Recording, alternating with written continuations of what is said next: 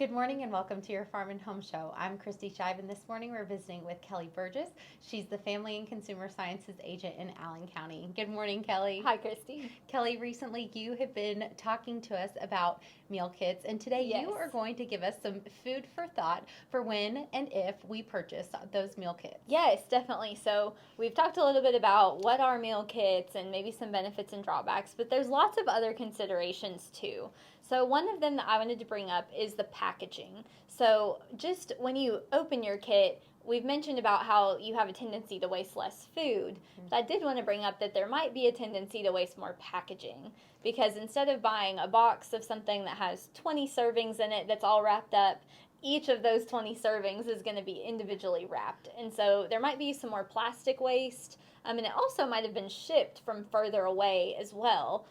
So it's maybe not as local as some other meal options. And Kelly, I know that you purchased a meal kit to Yes. show us, and there are directions on how we can either reuse or get rid of that waste. Is that correct? Yes, definitely. So on it's whatever the ice package is, it'll tell you either clip the corner and put it in the trash can, recycle the plastic, or some of them you can even reuse. So if you're going on a vacation and you're packing a cooler, it's a big, huge ice pack, so you can just throw that in there and use it again. So there's directions. We just want to make sure that we're considerate. Yes, make sure you do the right one. So what are some other things we can keep in mind? Yeah, so something else to think about is the cost breakdown. So of over 100 meal kit delivery services in the country, the average cost is $10 per meal per person. So for example, in the kit that I ordered, it was for two people and there was 3 meals, so that's 6 total, so that would be about $60 on average.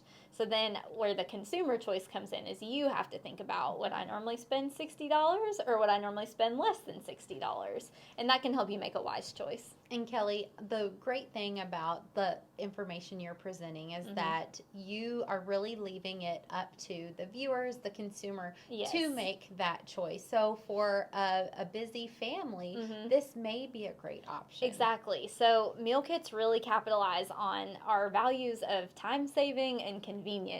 Especially in the last year, we've gotten so used to being able to just pick up or, make your order online. And so the time-saving element of it could be super helpful.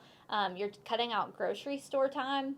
But then also think about, if you're already going to go to the grocery store to buy breakfast or lunch items, you might not be saving that much time by just not getting these items. Now, Kelly, there might be some members of our family who may or may not partake in these meals. Yes, so we've talked about how meal kits encourage variety and trying new things. And if you consider yourself an adventurous eater, or even if you're willing to try things once, meal kits could be a great thing. But if you or everyone in your household is totally they like what they like, they don't like to try new things, then you might end up with some people not being super happy with your meal kit meal, even though you do get to select the individual meals. Right. So that can help, but it is something to think about. And with that being said, it may be a good opportunity to expand your palate if you are not an adventurous eater. Because it's a very low-risk way to do it. You don't have to buy a whole container of a spice that maybe you won't use again, or a whole big package of something. You get just a little bit, you get just enough. And if you eat it that one time and you don't care for it, that's okay. You don't have to eat it again. But in the meantime, you don't have these whole big things of ingredients sitting around your house. Right. Now, Kelly, I see that you have a meal plan in front of you. Yes. So with Extension, of course, we are always talking about local foods, especially our Plate It Up Kentucky Proud recipes. So this is a really neat publication that has actually 3 recipes inside.